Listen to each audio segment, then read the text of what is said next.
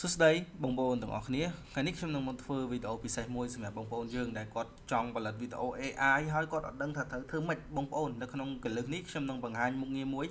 ដែលបងប្អូនទាំងគ្នាងាយស្រួលណាស់ឥឡូវខ្ញុំឧទាហរណ៍បងប្អូនអស់មកបងប្អូនចង់ចម្លងរឿងណាមួយខ្ញុំឧទាហរណ៍ទេណាហ្នឹងហើយឥឡូវខ្ញុំអស់សិនមកមើល thumbnail មកនេះឧទាហរណ៍ខ្ញុំឃើញរឿងនេះឡើយខ្ញុំចង់នេះខ្ញុំចង់យករឿងនេះចម្លងអញ្ចឹងបងប្អូនថតមកថតតែរូបមួយស្លឹកមកឥឡូវខ្ញុំថតរឿងនេះណាបងប្អូនទាំងគ្នានេះរឿងនេះខ្ញុំថតរូបតាមមួយស្លឹកទេខ្ញុំយកតែប៉ុណ្ណេះទេអូខេអញ្ចឹងចាំមើលតើយ៉ាងម៉េចណាយើងថតហើយយើងចូលមកក្នុង tool របស់យើងហើយនៅក្នុងមុខងារមួយនេះយើងគ្រាន់តែ upload រូបនឹងចូលមកណាអញ្ចឹងរូបដែលយើងថតមិញនៅកន្លែងនេះអូខេយើង upload ចូលមកនេះរូបណាហ្នឹងហើយឃើញទេបាទអញ្ចឹងយើងអាចចម្លងរឿងនៅក្នុង YouTube យើងហ្នឹងណាយើងចង់យករឿង 3D យើងហ្នឹងប្រភេទតួអង្គដែលគេពងល្បីអញ្ចឹងយើងអាចយកតួអង្គហ្នឹងមកលេងបានហើយសំខាន់ tool នេះគឺធ្វើទាំង thumbnail ឲ្យបងប្អូនទៀតឥឡូវចាំមើលទាំងអស់គ្នាណាថាតើយើងមាន tool តើយើងងាយស្រួលយ៉ាងម៉េចនៅពេលដែលបងប្អូនបានសិក្សាជាមួយខ្ញុំហើយនោះបងប្អូនទាំងគ្នានឹងដឹងពីគុណភាពនៅក្នុងការប្រើប្រាស់ហើយនេះអញ្ចឹងគ្រាន់ដាក់ភ្លាមគឺ auto generate character ឲ្យហ្មងណានេះ character មានច្រើនអូខេឥឡូវខ្ញុំអត់និយាយច្រើនទេខ្ញុំនឹងធ្វើការ generate យកតែម្ដងខ្ញុំយកទំហំ YouTube អូខេរួចខ្ញុំចុច generate រឿងចាំបន្តិច tool យើងនឹងធ្វើការផ្ដល់ជារឿងមួយឲ្យយើងហើយណាហ្នឹងហើយអញ្ចឹងនេះ tool យើងចាប់ផ្ដើម generate រឿងមកឲ្យយើងហើយអញ្ចឹងយើងរងចាំតែបន្តិចមកគឺយើងនឹងបានរឿងចំនួន5ដើម្បីយកមក generate ឃើញទេបងប្អូនទាំងគ្នាបាទនេះគឺរូបដែលយើងយកចេញពី YouTube ទេហើយនេះជារឿងដែល tool យើងរៀបចំឲ្យណាតើយើងចង់លេងប្រភេទរឿងនឹងមួយណា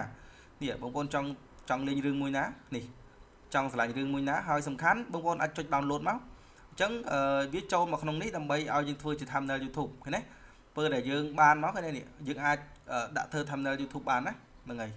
នេះជាចំណុចពិសេសដែលខ្ញុំបានរៀបចំហើយនេះគឺជាចំណងជើងយើងអាចយកផុសបានណាហ្នឹងហើយបងប្អូនភ័យតែខ្លះ copyright អត់ copyright ទេដោយសារតែ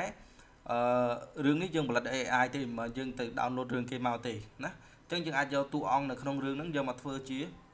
តួអង្គនៃសាច់រឿងដែលយើងលេងបានហ្នឹងហើយអញ្ចឹងអត់ពិបាកទេបងប្អូនឆ្លាញ់រឿងឥឡូវឧទាហរណ៍ថាបងប្អូនឆ្លាញ់រឿងមួយនេះបងប្អូនគ្រាន់តែចុច button copy ហើយ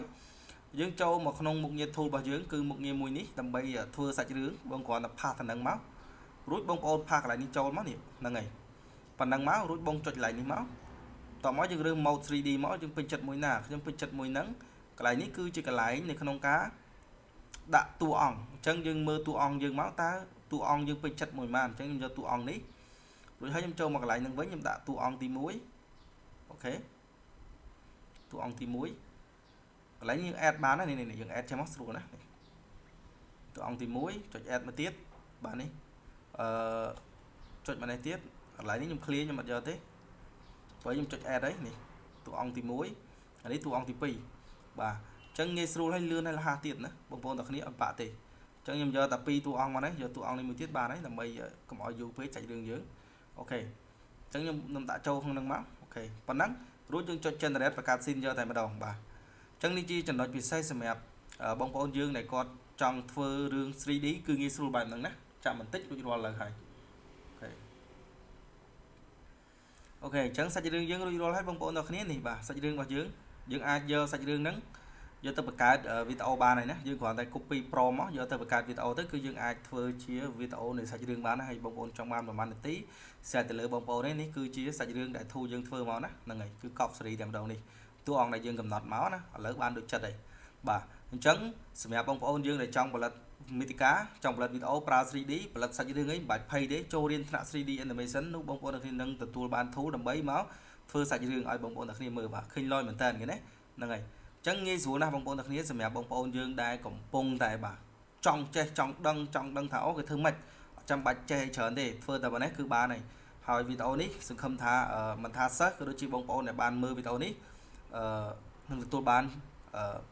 ភាពផ្លែកអារម្មណ៍មួយថាងាយស្រួលនៅក្នុងការធ្វើទោះបីថាបងប្អូនដែលមិនមែនជាសិស្សក៏ដោយបងប្អូនដែលជាសិស្សក៏ដោយតែគាត់បានមើលវីដេអូនេះហើយគឺ